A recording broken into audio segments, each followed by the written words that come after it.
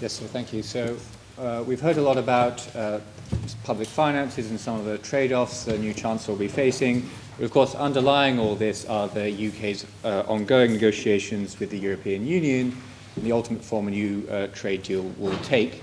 That will, of course, have enormous implications for the UK's international trade, for the state of economy, for the rates of economic growth, for some of the regional differences in economic performance that David will talk a bit about later.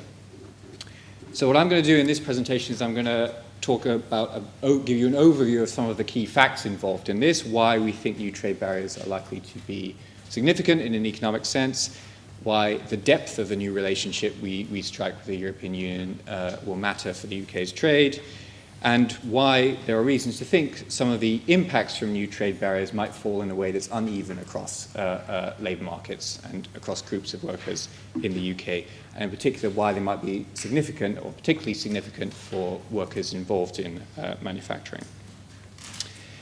And to conclude, I'll be saying, so all of this will call for, at the very minimum, close monitoring of some of the impacts of the costs associated with moving away from the European Union, and potentially there's value in targeted investments focused at at-risk areas or at-risk groups as well.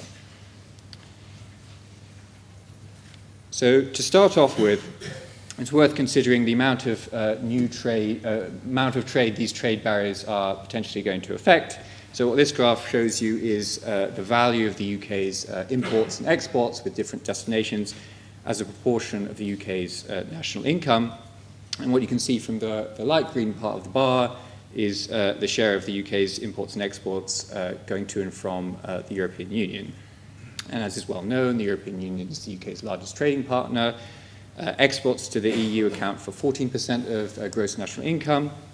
Imports for slightly more, 17% of gross national income. And if you compare that to the UK's second largest trading partner, the United States, that accounts for about 6% of the UK's, 6% of the UK's GNI goes is exports to the United States, and imports from the United States are equivalent to about 4% of UK GNI. So another way of putting that is to say that for each 1% of trade we lose with the European Union, if you wanted to keep overall trade constant, you'd have to increase trade with the United States by 3%. And the other key consideration is the depth of different trade agreements. So this is something that's naturally difficult to measure.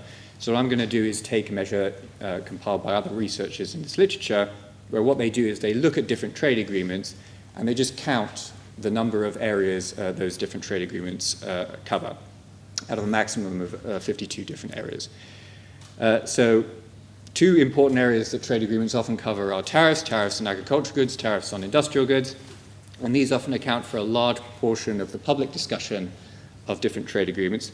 But it's important to remember that modern trade agreements often involve a lot more than that. So they cover things, customs administration, export taxes, export subsidies, state aid rules, data protection, a number of other areas. And as I'm going to show you, these things really matter for the effectiveness these agreements have in promoting trade. And while these things, the deeper agreement you strike, the more effective it will be at promoting trade, it's also worth noting that also these reduce your freedom of action. So the more commitments you take in these different areas, the less freedom you have as a country to set some of your own policies, either with other trading partners or domestically. So now I'm going to go through different trade agreements and talk about how deep they are by these measures. So starting with the European Union itself, the single market, the treaties of the European Union cover trade, so you can think of it as a trade agreement.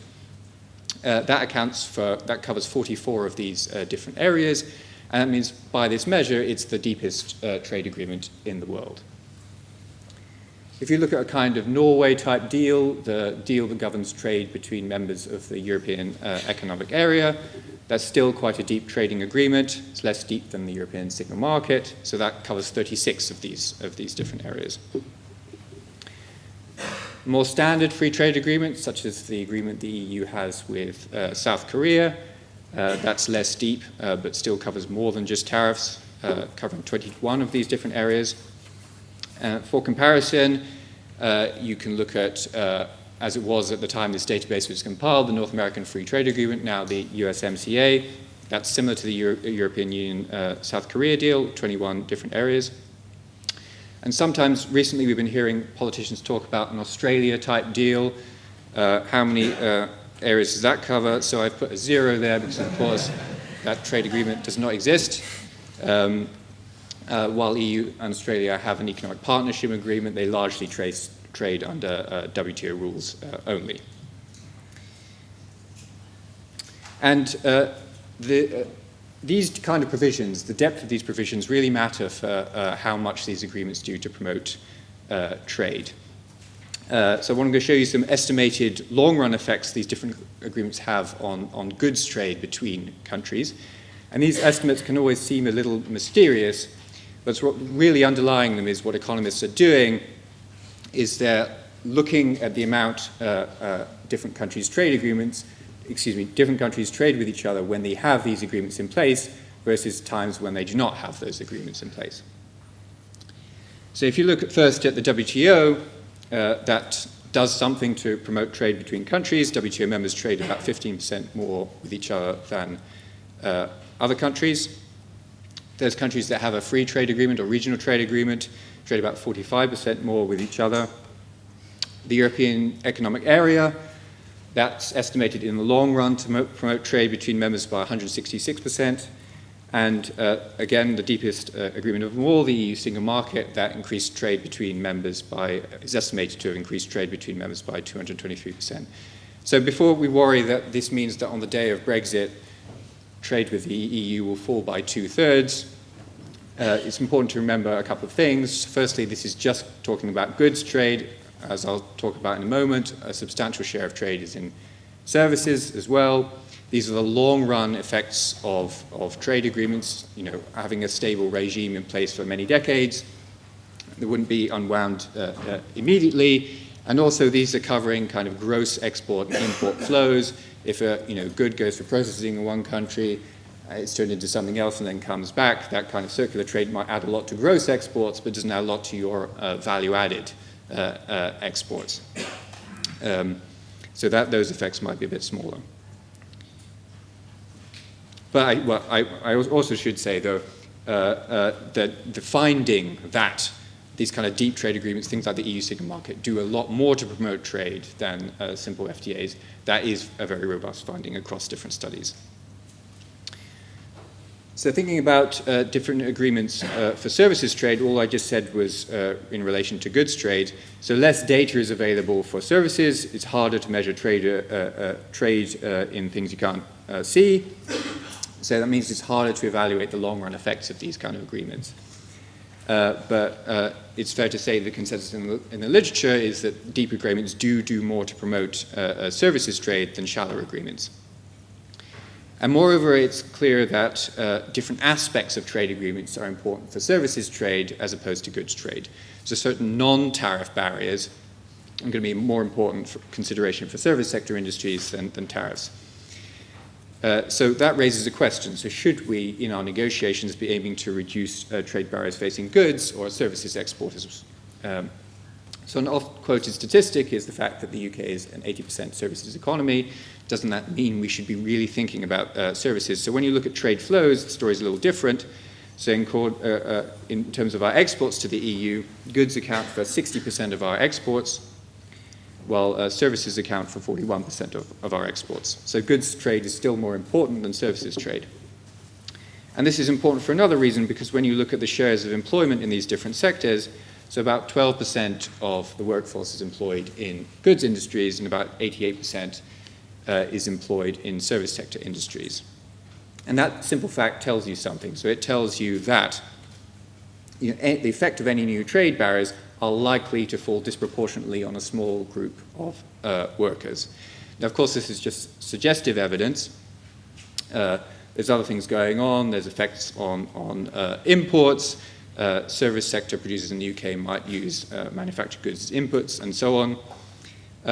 So in the IFS green budget 2 years ago, we calculated measures of exposure for different industries that took account of these different things.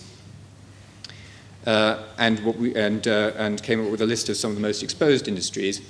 So here we've got the list: transport equipment, clothing and textiles, chemicals, machinery, and general other manufacturing sectors. So you can see that it is these manufacturing industries that we expect to be most exposed to the effects of new trade barriers.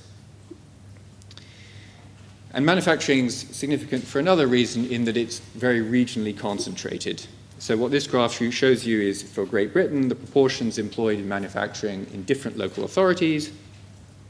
And you can see it varies greatly across the country. So in London and the southeast, manufacturing 0 to 5% in some rural areas.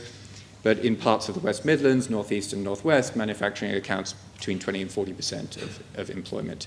And that means if new trade barriers come in, some of these manufacturing industries shrink, they're going to be areas where workers are going to have reduced outside options in their own local labor markets. And finally, another important fact about manufacturing is it's a particularly important employer for people with fewer qualifications.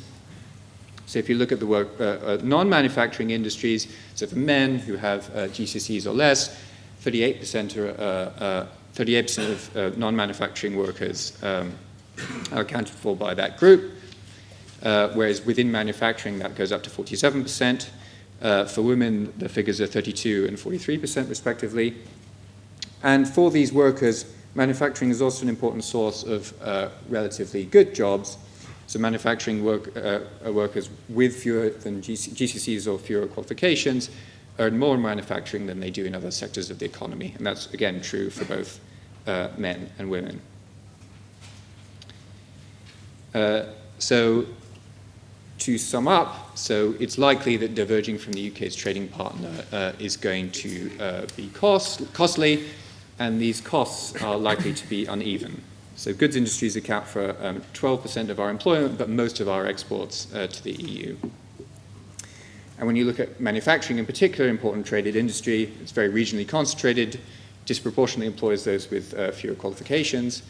And when you look at the literature on how different workers are affected by trade shocks, so for example, the increase in Chinese imports that occurred in the 2000s, it suggests that particularly for this group, adverse shocks can have quite long-lasting impacts.